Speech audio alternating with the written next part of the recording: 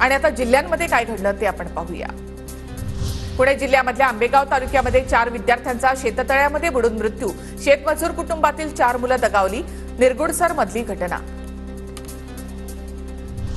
उष्णतेच्या लाटेमुळे भाजीपाला डाळी 40% महागल्या। बटाटे, टोमॅटो, कांदे सुद्धा महागले। महागाईवर देखील परिणाम होण्याची आरबीआय गव्हर्नर शक्तिकांत दास यांची माहिती। कोल्हापूर जिल्ह्यातील वडळणे गावामध्ये महादेव मंदिराजवळील जमिनीवर वक्फ बोर्डाचा दावा। वक्फ बोर्डाच्या दाव्यानंतर गावकऱ्यांचा कडकडीत बंद।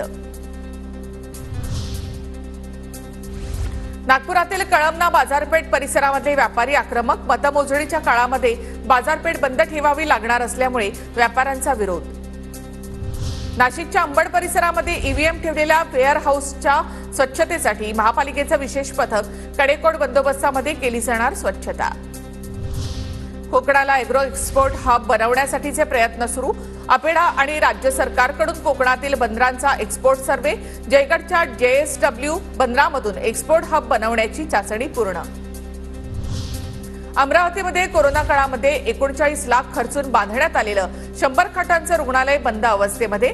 जिल्हा रुग्णालयामध्ये होणारी गर्दी लक्षात घेता हे रुग्णालय सुरू करण्याची मागणी।